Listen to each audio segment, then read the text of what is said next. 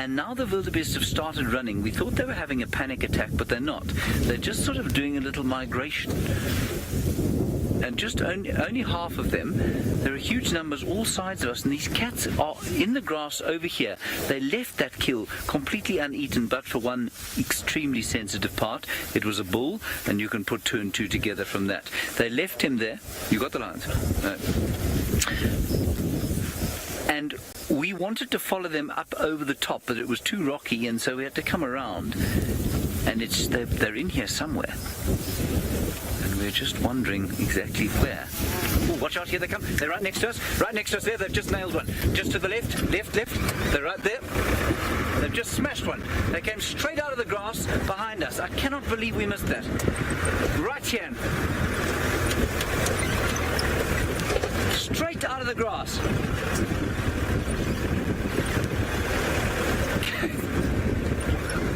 That happened in less than a second. There it is. I really cannot understand how that happened. I was looking exactly in that area. She's going to hunt again, Ferg. Watch her. I'm just going to swing right hand down for you. Let's go to Facebook. How's that, Ferg? Not so good. Stuck your head down.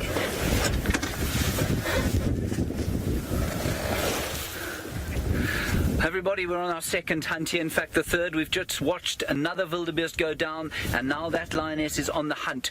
We're not sure exactly where these wildebeest are going. They weren't panicked by the lions, but now they are. And that group there doesn't have any idea that there's a lion after them. Ferg, if you want me to move, I can. Keep it here for now. Should we stay here for now? We're going to stay here. Another lioness also having a go now, closer by. Ferg, have you seen this one next to us? Ferg is on camera, by the way, everybody. There's the other lioness here, and she's waiting for this herd. There she goes, and she's hoping the herd is going to head this way. They have not picked up on these lions yet, the wildebeest at the back. This is the absolutely crazy sighting. Thank you to all of you for your comments and questions. I think we're going to sit here for now. And we might have to move around though, Ferg. What do you think? Okay, there we go. I'm going to move quickly now. I've got eyes on the lioness. There are a lot of rocks here. If I see her run, I will stop the car, but I just think that the grass is so long here that we could easily miss it. Just a little bit up to that termite mound. I think we'll stop over there. We don't want to interfere. There she is. She's just over my right shoulder there, making her way towards the herd. We'll stop at this termite mound.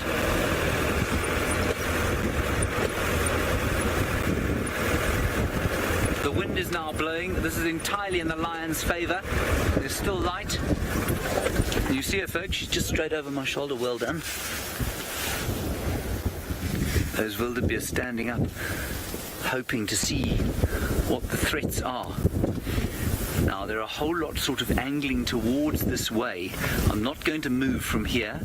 The wind has come up, the storm has come up.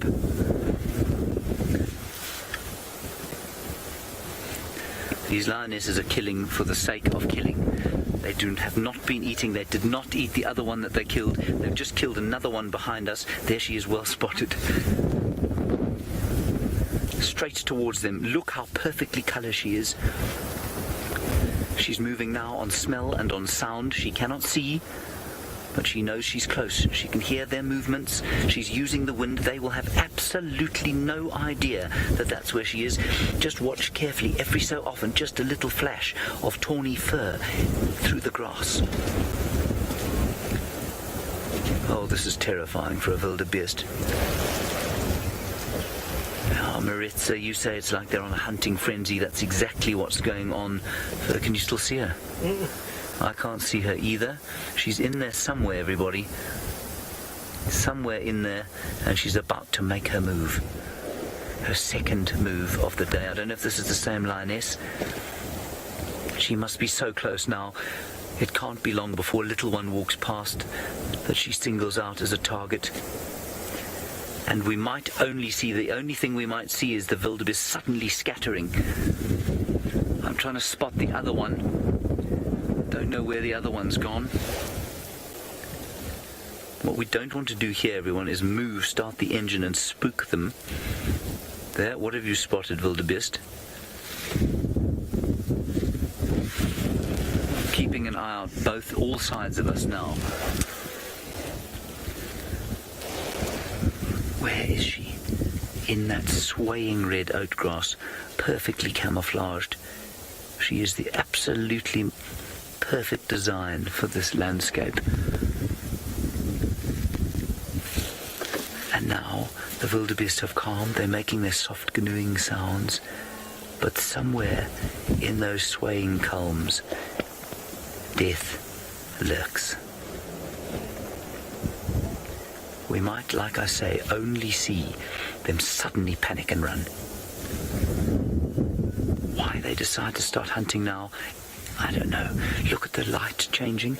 The sun is just setting behind us. It's turned the golden colours.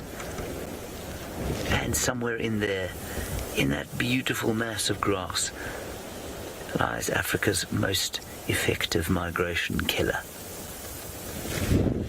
And I'm just, every so often I'm looking up and just looking around to see if the others aren't coming close by. And Joseph, who's our scarf, you got it? No, your head. My head, sorry.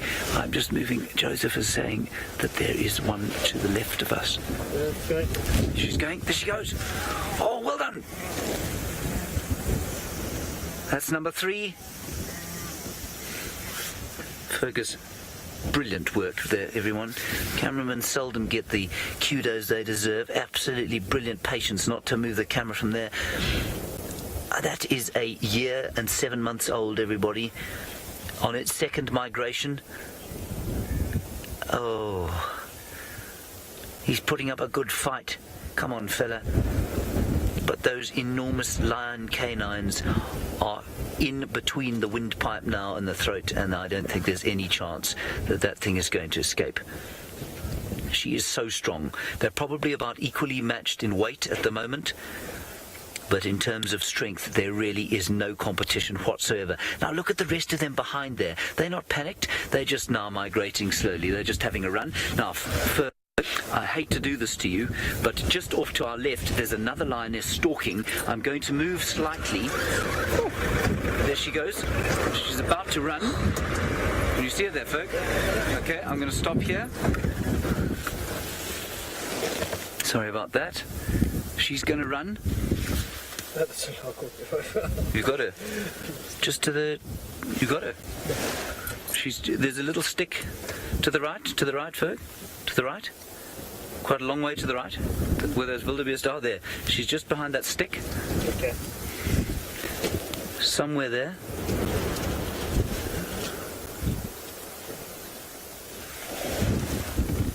Just to the left, sorry, of the stick, actually. Yeah, somewhere in there she disappeared. Can you believe it? This is our third hunt in broad daylight. And this grass is just so perfect for them. You know, we come through an area like this, we think, wow, that's beautiful. Yes, it is beautiful, but it is also extremely treacherous if you cannot see what's in it. Now, I want you to imagine as you watch this that you are one of our ancient human ancestors walking through this grass, and how much more easily you would have seen the lions being upright on 2 feet, as opposed to on all fours like these animals here. Turtle, I think your question is, are they killing just for fun, or why do they kill for fun? I think it's the same reason that a cat will chase a ball of wool. Because they can. It's what they do. And that strong instinct to hunt and kill, of course, comes from the need to eat. But at the same time, when there is so much to eat, the instinct to catch and kill doesn't disappear. They are not blessed of self-control like we are. You see anything there, Fergus? No, I can't either. She's there. We saw her go in there.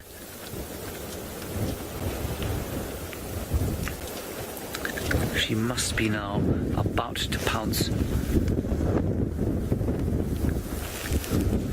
just going to take my binoculars out and have a look-see. Yeah, James, you say it's a marvel to watch these lions. It's an absolutely astonishing thing to see. And it is so unusual for us because we're not used to following lions like this on the migration. I had no idea that this is how they behaved until I got here. I can't see any flashes of tawny amongst the grass there. Her tail will be flat down. She'll be approaching slowly, and the important thing is to keep a lookout everywhere. Because it's quite possible that the lioness we just saw kill, it's quite possible she's killed that wildebeest and left it and is now stalking again. So I'm going to suggest we move slightly forward. You want to back up slightly. We'll just watch to see if they run. And if they run, then we know they are moving away from her, which the others were not. The other lioness who killed is just over there to the right-hand side. Somewhere in that grass. I'm not going to try and find her because we could easily run her over. It's very thick. It's very rocky in here. I'm not worried about running this lioness over because she's sufficiently far enough away from us. I don't see her anywhere. Yeah, in front of us there's another one. I think no, that's the one who was killed. That's the one we saw killed. There are 5 lionesses so far that we've seen in this pride.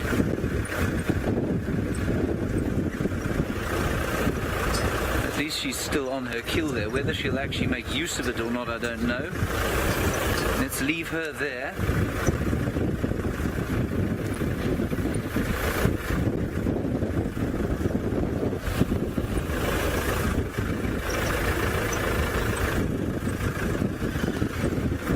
Wondering what gnu's taste like, which is, you got it. She's right there. Penny, I'll get back to you. Ferg down, yeah, you got her there. There she is, well spotted. She's not far now. Penny, you want to know what gnu tastes like? I don't know, I don't think I may have eaten it. Oh, here she goes.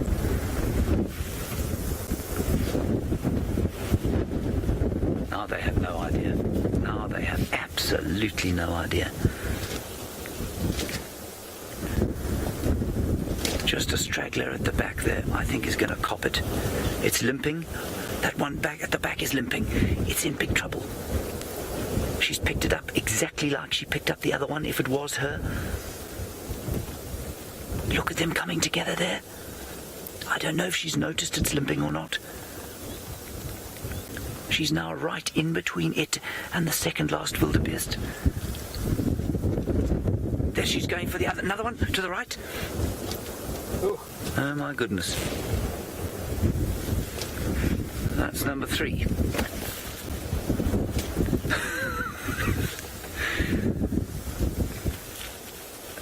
This is absolutely astonishing stuff.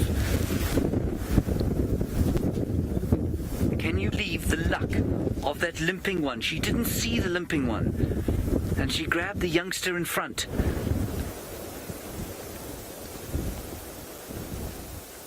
And just no chance. You'll never get out of those canines. The claws are about half the length of an adult male finger, and obviously as sharp as a knife.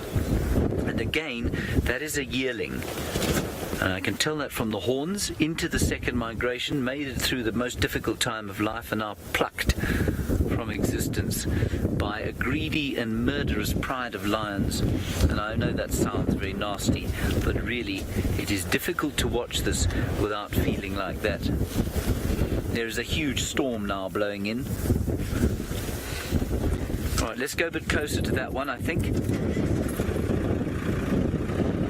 I've never seen anything like this at all. I've never come close to seeing anything like this. I'm sitting next to a lion researcher who's been watching lions for in excess of 20 years now. She's never seen anything like this before. And the reason I'm sitting up like this is, well, it's because it's very rocky through here and we just don't want to drive onto something and make a big noise, or over something, perhaps another lioness. There are still 2 lionesses unaccounted for. I don't know where they are. They could easily be stalking in amongst that lot. I think we might have to shut this down fairly soon, everybody, and put down the covers, because there is a big storm coming in. Now, we've got a question from the name. I'm afraid I missed it. You're wondering if they'll come back and kill what they leave. Nicole, often, you know, they won't. They'll just kill, they'll eat a few smackerels, and then they'll leave it for the vultures. There we go.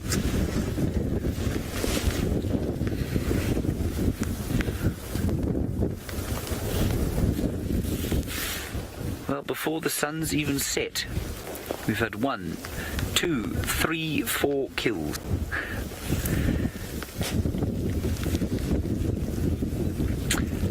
Alright everybody, this is where I find it very difficult to keep watching, because these animals do not die quickly.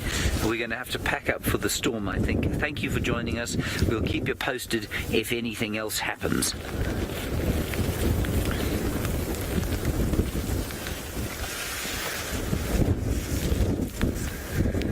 Alright everybody, I don't know, are we still live with the internet, other viewers? Okay, everyone, I think we're going to, she's on her way again. We're going to head across to Tumba now with Tristan. We'll follow her for a while, just in case we can make it, but I think it's going to get too rainy.